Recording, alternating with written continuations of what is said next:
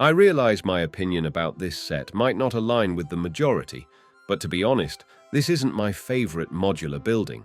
In fact, it might just be the one I like the least in the entire lineup. Now, before we dive deeper, let me say that I'm not here to sway your opinion.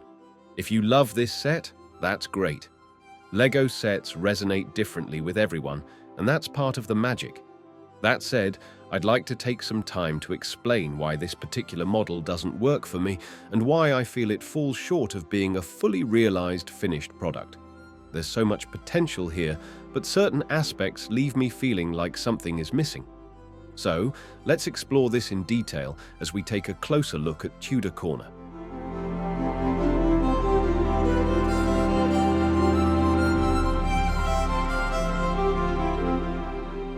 Let's kick things off with the minifigures. This set includes 7+1 characters, with the +1 being the mannequin displayed in the haberdashery. Some of the minifigures feel slightly out of place, such as the chimney sweeper. While the all-black outfit and hoodie element are intriguing, the character doesn't seem to align with the overall theme of the set. Another minifigure that feels a bit out of context is the animal-loving lady. She wears a jumper with a unique pattern paired with headphones and features a dual-sided facial print. She also comes with a cargo bike, perfect for transporting her cats. However, the set lacks a designated space to park the bike, which feels like a missed opportunity. In contrast, the inn owner and cook are much better suited to the theme, and both feature dual-sided facial prints. Next, there's a civilian dressed for unpredictable British weather, followed by the clockmaker, who also has a dual-sided facial print, though the difference is hard to notice behind the beard.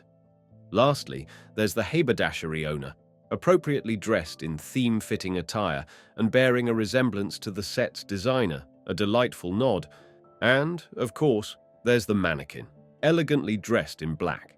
That said, I feel the set could have benefited from including more male minifigures to better complement the themes of the inn, haberdashery, and clockmaking. What do you think?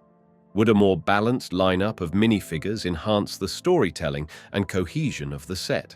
As the name suggests, the Tudor Corner is a corner building designed to connect seamlessly with other modular buildings at a corner. Like other modular sets, it includes a street lamp, but instead of a bench, this set features a table made from a barrel accompanied by 2 stools. Before we get into the build itself, I should mention that I am a trained architect and work with buildings on a daily basis. This perspective might heavily influence my view of this set. Now let's talk about the building itself. As the name suggests, the set aims to represent a Tudor-style building. But upon closer inspection, it's clear that it's a blend of different architectural styles that don't harmonize well. Brick-built structures became popular in the UK after the Great Fire of London, while Tudor-style buildings were predominantly constructed before that period. So having a Tudor-style upper floor sitting atop a brick-built lower floor doesn't make historical or architectural sense. The set should have committed to one consistent style, either Tudor on both floors or brick-built throughout. As it stands, it feels like combining London's National Theatre with the Paris Opera House, 2 distinct styles that clash rather than complement each other. The only way I find this set appealing is by removing the middle floor, as it makes more sense to me. However, even then, the proportions feel off. The Tudor-style upper floor should ideally be slightly taller for better balance. Now, let's take a closer look at the building. On the ground floor, we find the inn, which I think is one of the strongest aspects of this set. The dark green and black accents, complemented by a few touches of gold, create a striking and cohesive color palette. The addition of flower pots adds charm to the exterior, though removing them reveals an interesting detail. Black droid legs used in the design, which I hadn't encountered before in this context. Above the inn's entrance, a beautifully crafted printed sign with golden accents proudly displays the establishment's name, adding a touch of sophistication. The set also includes several other printed tiles, such as one for the menu and another highlighting the daily special. Printed tiles are common for LEGO modular buildings, and I'm happy to report that, staying true to tradition, this set contains no stickers. What makes this inn particularly intriguing is its layout. Part of the structure is built at an angle, which adds a sense of dynamism to the design. This angled section also creates a small balcony for the middle floor, though, oddly, the balcony isn't accessible. I'm unsure why this choice was made, as it feels like a missed opportunity to enhance the functionality of the set. Moving to the middle floor, I noticed an inconsistency in the window styles. For some reason, this level features two different types of windows, which I find puzzling. One of them embraces a Tudor-inspired aesthetic that ties in nicely with the theme, while the other feels somewhat out of place. On the side of the building, there's an exterior staircase leading to this floor. However, in a more traditional inn setting, you'd typically find stairs inside, with the innkeeper living above the establishment. Instead, this level houses a clockmaker's workshop. Above the balcony, there's a clock featuring a new printed tile. However, I couldn't help but notice that the time displayed on this tile differs from the iconic 8 to 12 seen on most LEGO clocks. The instruction manual humorously addresses this with a note stating, the old clock is running a little slow. The clockmaker can take care of it after his lunch break. I can't understand why LEGO would make this choice intentionally. As a long-time collector, this deviation feels a bit frustrating. If you're someone who values uniformity in your LEGO displays, this variation might stand out in an unwelcome way. That said, there's a design element on this floor that I absolutely loved, the creative use of a botanical piece as a gutter elbow. It's a small but clever touch that adds character to the set. The top floor adopts a classic Tudor style with its timber frame design. While the aesthetic is appealing, the timber framing seems to occupy a significant amount of space just to display a few 2x2 plates at an angle. I'll delve more into this when we look at the interior. The roof design is another highlight, featuring intricate detailing that looks great, though I believe it could have been executed in a more space-efficient manner. Again, I'll show you what I mean as we explore the interior in more depth. The set also features a slightly narrower building on one side that maintains a consistent style, which is a relief given some of the other design choices. The standout features of this smaller structure include the bay window on the middle floor and the beautifully printed tile sign for the haberdashery, adding a touch of charm and detail to the facade. One side of the set, designed to connect seamlessly with other modular buildings, has a clean and cohesive appearance. However, the opposite side, offset by the exterior staircase, feels a bit disjointed. The sharp transitions between colors and architectural styles, particularly on the top floor, create a jarring contrast that doesn't flow as smoothly as it could. Adding some character to the exterior, ivy climbs up the facade, providing a nice, organic touch. At ground level, there's a trash bin containing a rotten fish, a detail that draws the attention of a nearby cat. Additionally, there's a back entrance for the inn, offering some functional realism to the design. As with all modular buildings, the Tudor Corner is split into multiple floors, allowing easy access to its detailed interior. Let's begin on the ground floor, which houses the inn and the haberdashery. The inn features a cozy sitting area by the window, perfect for people watching. Adjacent to it is a clock that hints at the clockmaker's workshop on the floor above, accompanied by a printed element previously seen in other sets.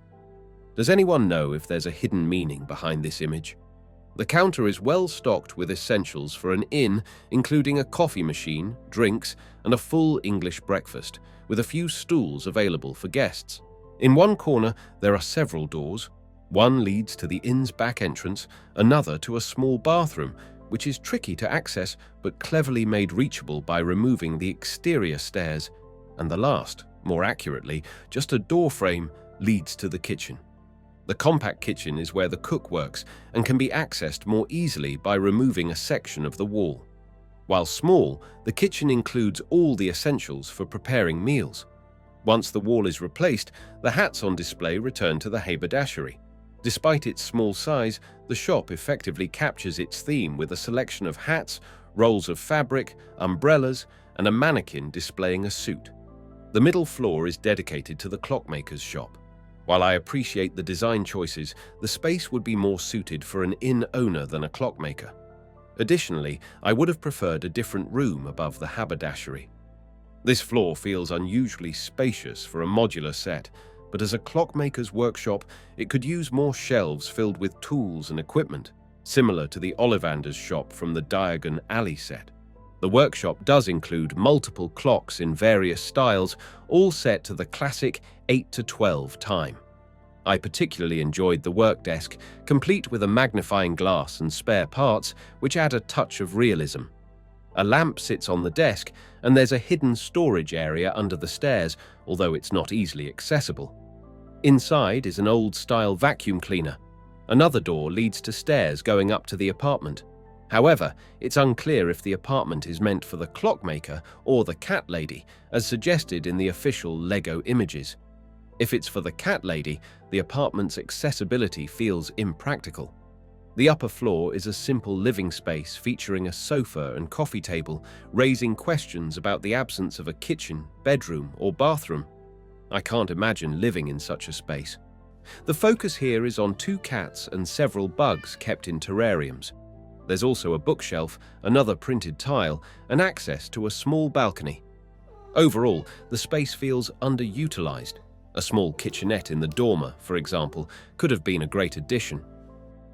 Next to the cat feeder, stairs lead to the roof, which is minimalistic but includes 2 chimneys for the chimney sweep to clean. One chimney is connected to the fireplace in the clockmaker's workshop. Regarding building techniques, the upper floor features 4 brick thick wall primarily designed to showcase the angular facades 2x2 plates. I believe there are more efficient ways to achieve this effect. The attachment of the dormers and pitched roof feels sloppy. Overall, this section's building techniques come across as disorganized, almost as if the design lacked the finesse of a seasoned LEGO builder. The assembly of this floor was not enjoyable for me. It feels unpolished. The thick walls could have been better utilized to address the missing features, and roof access for the chimney sweep should have been more practical, perhaps through outdoor ladders. On a positive note, I thoroughly enjoyed constructing the angular section on the ground floor, though I wouldn't call it particularly unique or innovative. Combining this set with other modular buildings poses challenges. The side with the haberdashery aligns well with other sets, like the bookshop for instance, but the side with the staircase looks awkward when paired with anything. The arrangement suggested on the box is especially jarring to me. Mixing so many architectural styles and colors feels reminiscent of Las Vegas. No offense intended. I hope I've explained my thoughts clearly about why this set isn't my favorite. However, if you'd like to add it to your collection, feel free to use the affiliate links below. Your support helps make content like this possible, as this video was partially made possible thanks to your contributions. This set is priced at $230 or €230 or £200 and includes 3,266 pieces along with 7+1 minifigures as we discussed. The set includes a single instruction manual filled with references to other modular buildings and various LEGO sets. Additionally, if you purchase it within the first few days of its release in January, you'll receive the Corner kiosk as a gift with purchase while supplies last. This charming little build fits perfectly into LEGO city displays, and, to be honest, I find myself preferring the gift over the main build. As I mentioned at the start of the video, I know I'm in the minority when it comes to my opinion on this set. For those of you who have already purchased it, I'd love to hear your thoughts. What do you like about it and why? Let me know in the comments. I'm genuinely curious. I hope I didn't upset anyone by sharing my perspective. If you're considering adding this set to your collection, don't forget to check the affiliate links below. Thank you for watching all the way through. If you enjoyed this video and want to see more, be sure to hit the subscribe button and like the video. Your feedback means the world to me. Thanks again, and until next time, happy building!